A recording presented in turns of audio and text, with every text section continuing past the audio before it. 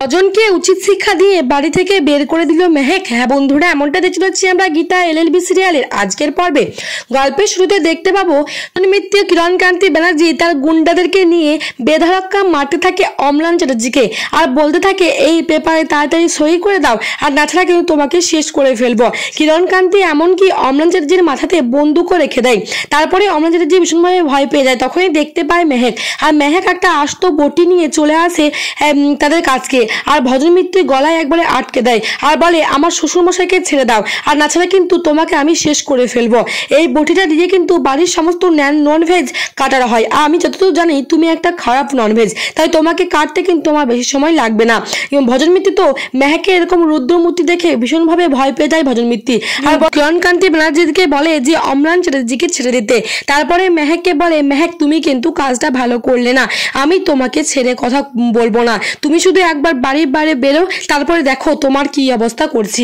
মেহেক তো ভীষণভাবে ভয় পেয়ে থাকে, আর যখনই ভজনমিত্রের বাড়ি থেকে চলে যাবে তখনই সেখানে চলে আসে অঙ্কিত। অঙ্কিত এসে বলে কি হয়েছে। মেহেক তো কান্নাকাটি করতে থাকে আর বলে ওরা বাবাকে থ্রেট করে গেছে, আর আমাকেও পর্যন্ত হুমকি দিয়ে গেছে, সমস্ত ঘটনা বলে অঙ্কিতকে। অঙ্কিত ভীষণভাবে রেগে যায় আর বলে আমি ওদেরকে ছাড়বো না। তারপরে কাঁদতে কাঁদতে মেহেক গীতাকে ফোন করে, আর ফোন করে সমস্ত ঘটনা বলে। তারপরে গীতা ফোনটা রেখে বলে ঠিক আছে তুমি কোনো চিন্তা করো না, আমি এক্ষুনি আসছি। বাড়ির পুজো ছেড়ে যখনই গীতা চলে যাবে তখনই বাড়ির মেয়েরা এবং বন্ধু মুখার্জি সবাই মিলে গীতাকে কথা শুনে থাকে।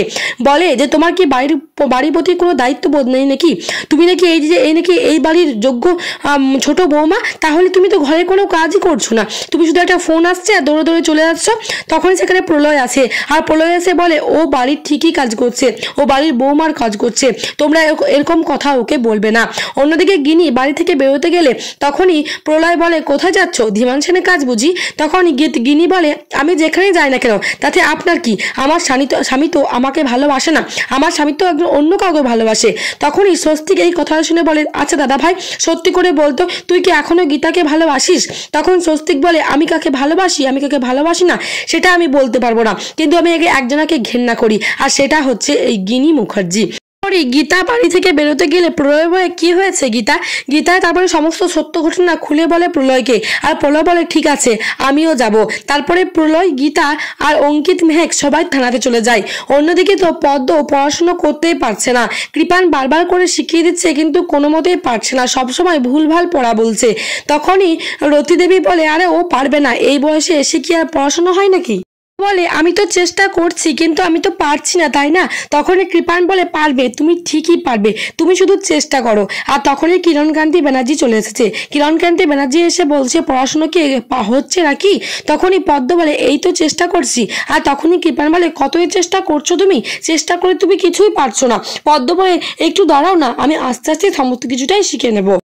দেখা যাচ্ছে যে প্রলয়, গীতা এবং অঙ্কিত আর মেহেক চলে গেছে থানাতে গিয়ে যখনই বড়বাবুর কাছে সেই সমস্ত নিয়ে আলোচনা করে তখন বড়বাবু বলে দেখুন অগ্নিকন্যা এটা কিন্তু ওদেরই চাল, ওরা পুরোপুরিভাবে এটাতে জড়িয়ে আছে আর ওরা এটাই করতে চাইছে। ওরা কেস করেছে ব্যানার্জি বাড়ি থেকে যে মেহেক নাকি চরিত্রহীন, মেহেক নাকি তাদের ছেলেকে বিয়ে করে তাদেরকে একটা মিথ্যা কথা বলে এক পরকীয়া করছে, তাদের মেহেকের চরিত্র নিয়ে এখানে কথা উঠছে। তখনই মেহেক তো মনটা ভীষণভাবে খারাপ হয়ে যায়, আর গীতা বলে মেহেক তুমি কোনো চিন্তা করো না মেহেক, আমি ঠিক ব্যবস্থা একটা করব, তোমাকে এই কে করেছে কি জন্য করেছে সেটা আমি সমস্তটাই খুঁটিয়ে দেখব। তারপরে গীতা ভদ্রমিত্রকে ফোন করে, আর ভদ্রমিত্র ফোনটা তুলে বলে কি হয়েছে, ফোনটা কেন করেছিস। গীতা বলে আমি এসব কি দেখছি। ভদ্রমিত্র বলে আরে কি দেখছিস কি, আরো দেখতে তো অনেক বাকি আছে, কোর্টে তুই যখন এই কেসটা যাবে না, আর কোর্টে আমি এমন সওয়াল করব যে সওয়ালে তোর না কানে হাত দিতে ইচ্ছা করে, বুঝলি। এত নোংরা কথা আমি জিজ্ঞাসা করবো মেহেকের চরিত্র নিয়ে একেবারে অবাক হয়ে যাবি। আর গীতা তো ভীষণভাবে হুমকি দেখাতে থাকে ভজনমিত্রকে। তাহলে বন্ধুরা এমনটা দেখতে পাবো আমরা গীতা এলএলবি সিরিয়ালের আজকের পর্বে। আগামী আপডেট পাওয়ার জন্য সাবস্ক্রাইব করো। ধন্যবাদ।